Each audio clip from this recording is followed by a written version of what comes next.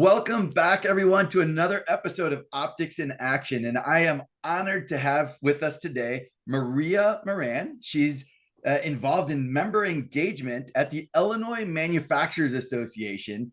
And Maria, I'm so excited to have you as a guest on the show today. Welcome. Oh, thank you very much, Brian. Appreciate the invite. Absolutely, my pleasure. So, I'm sure our audience is interested to learn more about the Illinois Manufacturers Association, what you do, and how you do it. What I always like to start with is why do you do it? What compelled you, or why are you so passionate about Illinois manufacturing and the association? And what gets you up every morning and gets you excited about this? My husband laughs all the time because he says, this is your dream role. You connect people all day long. Like, yes, I do. I get to talk, I get to hear how I can help them, and then I connect them to solutions. So it has really been a wonderful position. I've been at the IMA for about 3 years now. And my history is, it actually started with massive people and process, something you'll relate to, in the ICU, in the hospital. I worked as a respiratory therapist before anybody knew what that meant, honestly, sadly. Before it was cool, is what I always say. But it really has a lot of crossover into manufacturing, right? Where people and process are at the core of the solution. And I had a business. I repped within the manufacturing space, jumped the table to business development. And along the way, I was the director of business development in 2008. And we were in multiple markets, but each one needed a different strategy. And there was, it was a little tough during a recession to business development. So we started looking within for revenue, and our processes were really outdated and heavy. And long story short, I got hooked on people and process and helping people. I hired some great resources like yourself to help us with some lean methodology. And then I just got hooked and started consulting and helping really shift culture and lean towards the facts, right? No, lean was a big part of it, no pun intended. But and when I stepped away from that into the Illinois Manufacturers Association, which is a different layer of support, and I'm sure you'll want me to go into that a little bit, but I really feel like now I'm providing the most holistic support that I've ever provided a manufacturer, in all honesty, and it's a great place to be. Yeah. So respiratory therapy to manufacturing and lean consulting, and you've got a Mm. really, really great background and some great perspectives. So tell us a little bit about the IMA. Tell us a little bit about Illinois Manufacturers Association and what you Yeah. do for manufacturers in Illinois. So really, at our core, we are the voice of manufacturers in Springfield. We're lobbyists for manufacturers. And that's not a tagline. It's reality. If anybody who's listening was within the manufacturing sector during COVID, that's a great example of what we do on a day-to-day. So we defined who a essential business was for the governor. He adopted that language. We went to work helping helping supply chains that were pivoting, right? So we were matching supplier to manufacturer. Gosh, we were on advisory boards for the vaccines distribution at both the state and city level. And we also sued the governor during that time for what we felt was overreach with workman's comp. Mhm. And and we're all still friends, right? I think it's really important to say in this environment that we are party manufacturer. We work with those legislators that want to support manufacturers. Yeah. And at a high level, let's in manufacturing speak, we reviewed over 8,000 pieces of legislation last session alone. So Wow. we read everything. God love our government affairs team. Thank goodness I'm on member engagement.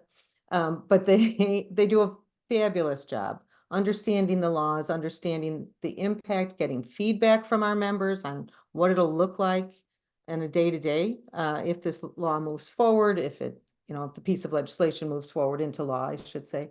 Uh, and then we get to work supporting or opposing, and sometimes we write our own pieces of legislation. Um, and I think our superpower there, and we're 130 years old. Our network is very Wow. large. Okay. Um, and I think we're very, very good at bringing all size businesses to the giving voice to all size, I should say.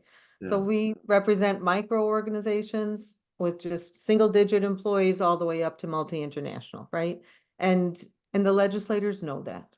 Yeah. And it's really it's wonderful to see advocacy in motion. Yeah. Well, manufacturing is such a core backbone Mhm. of culture and society and in the things. I mean, when I first started getting into manufacturing, probably 25 years ago, my eyes really started to be opened to just how important and impactful it is. Mhm. Everything from food products to automobiles and our cell phones and computers and the furniture we buy in our homes. I mean, there, Right?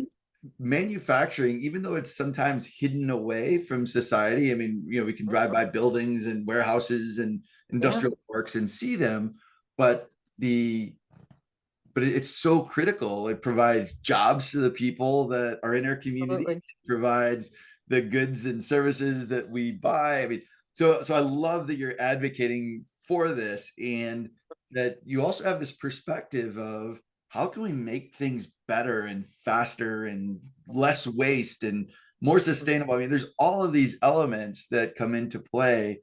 And Mhm. as you referred to this, people and process, right? You've got to have Right, people involved and you've got to have good processes to make it all happen. Um, right. so can you give some examples of how you create value for your members, how you create value for the people in the state of Illinois? What are some things that you do at the IMA that sort of create value for all of us? So yes, and let me just address just one thing you were talking about is the people in Illinois and the jobs and the impact on the community. There's over 650,000 men and women that work within the manufacturing sector, and I think people it's such a broad title, but there's so many. You think of all it takes to run a business. And the amount of people that it impacts is huge, right? In fact, manufacturing in the state is the largest GDP in the state of Illinois. Wow. In fact, the IMA just created a manufacturing caucus that has both parties and both chambers involved in it so that we can really start to dig down and make it easier to do business in Illinois and just move things along faster. So to that point of what do we do? That's one, right? We want to keep the conversations flowing. We want to have a holistic conversation about the impact of these legislative decisions. And really, when it comes to what I do is I take the baton from government affairs, right? And then I am working with new members and current members to help them through our education. And I give you some examples of this education, just direct outreach.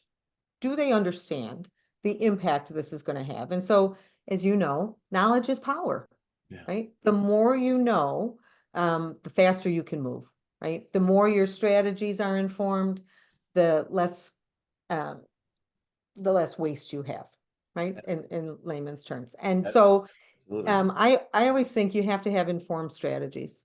And that really is what we do, I think is very powerful and sometimes misunderstood. I think people only think of government affairs with the very, very large organizations, when in fact, I think we can have some of our greatest impact with small and medium-sized businesses who are doing multiple things at one desk, right? So the way I always bucket our layer of support, because it is a different layer of support from other associations, we're statewide, is that we're about proactive compliance.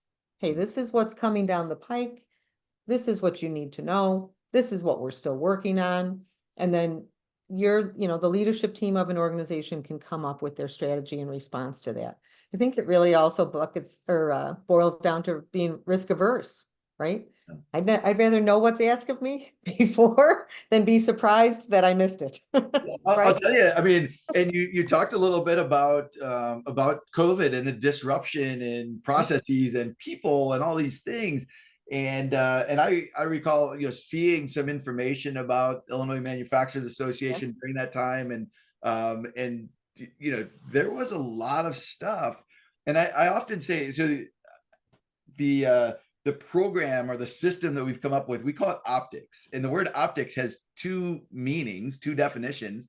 One of them is the study of light. It's very technical. It's like the legalese and the Mhm. technical physics of how light works and all that stuff.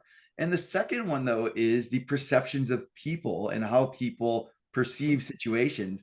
And that's really this intersection of people and process that I like to talk about. Yeah. Uh, like when you were thinking about the science of vaccines and the science of all these disruptions in the legal Mhm. contracts and all of that stuff that had to happen, but we also had to deal with the perceptions of people and change management and Yeah. disruptions in people's habits and lives and stuff. And Yeah. so Right. I really could see the role that you played in that. And even more recently, I got some, when you and I got introduced, it was through one of my manufacturing clients who said, "Hey, you should Mhm. really know Maria and learn more about this." So, She's wonderful. So, I love that because the optics, the science part of it, the analogy for me on the IMA side would be our legislative activity. That's the science of it. Those are the details, right? yeah, And the perception really does lead to the people part of it, and how, I guess the one other thing I should share is how we support people then, I've said, I'm grabbing the baton, we educate them, but we also have a lot of areas of support around compliance, risk aversion, and and other things that support their strategies. So for content or context on that, like we have an HR forum that HR professionals can join, and our conversation is going to be around compliance. What does your employee handbook look like? Are you using this language? Don't use that language. How do you present, or how do you properly document violence in the workplace by it, for example, or when do you want it? Right? It's all about, again, that proactive compliance versus some other supports that are in our communities that are more solution based. Like, for instance, there may be new safety compliance, amendments from OSHA that your clients are going to then want put in motion and, enhance their lockout tagout procedures, enhance, whatever. But that would be somebody else that they would go to for those solutions, mhm, right? We would be informing them and they go for solutions. Where we cross over between informing and connecting with solutions is really one of the um, offerings that we have is called the ETIP. It's Employee Training Investment Program. Everything's an acronym in manufacturing. We just administer this reimbursement, and it's up to 50% of your employee training costs. And so these are state tax dollars that these manufacturers have paid into, and the state offers them up to 50% back on various different trainings. It's pretty broad reaching. Safety is one of them. A lot of the work that you would do, Ryan, is reimbursable. So that's kind of where we cross over into supporting the solution, yeah. right?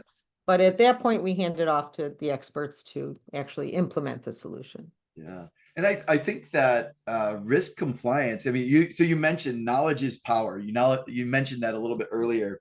Mhm. I think as we think about the compliance, making sure that manufacturers are in compliance with the law, and making sure they're aware of the ETIP grants or other things like that. The Mhm. more that you can educate the manufacturers, the owners, the leaders in industry about these things, the better they can run their businesses and lead and guide their businesses. So I think it's really powerful what you're doing and the education. Some of the emails that I receive from time to time, I pass a lot of them on to my clients and help Oh, them, thank you. Yeah. hopefully, connect with you and get where they need to go, because I think it's really incredibly powerful. So, Oh, uh, thank you. Yeah. yeah. So how do people learn more about or connect with you at the Illinois Manufacturers Association? How do they learn more about these things or connect with you to get get involved? Yeah, they can always email me, Ryan. So my email is, you want me Want me to share Sure. Yeah, that'd be awesome. it? M Moran, so MMORAN at IMA-net.org. And for those of you that don't know what a hyphen is, now it's called a dash, and I'm dating myself. Hey, I'm not getting any younger either. I get it. So, The humbling moment. yeah. So what type of companies or what type of manufacturers will benefit the most from participating in the IMA or becoming members or getting involved? You know, I honestly don't know anybody who wouldn't benefit, to be very honest. I guess my answer there would be, we're going to keep doing what we're doing. We're going to represent manufacturers. If we'd love your support, anybody's, right? Um, and I can't think of anybody who doesn't need to know about state legislation that's going to affect their business Yeah. or resources that are going to help them move faster. Honestly, size doesn't matter. Um, again, knowledge is power. The more you know, the more you can grow faster and effectively, right? So I don't know that I would count anybody out, Yeah, so to be really any manufacturers, and I think you yeah, mentioned it earlier, from single person entities all the way up to multinationals who are doing business in the state of Illinois, doing manufacturing in the state of Illinois. It's pretty much yeah, across the board. Every absolutely, manufacturer in the state of Illinois, connecting with you and learning more about the IMA would be beneficial. absolutely, absolutely. Well, awesome. Well, thank you so much for taking this time today, Maria, to be on Optics in Action. I sincerely appreciate it. We'll make sure to put it in the show notes and the promotions about your email address. So it's mmoran at Net. ima-net.org. Did I get that Org. right? You did. You did. Fantastic. Well, thank you again for being on this episode. Appreciate all of your time and the efforts that you're putting in to support the manufacturers in Illinois. Ryan, thank you for all the work you do with manufacturers. Thank you for inviting me. Appreciate it. My pleasure.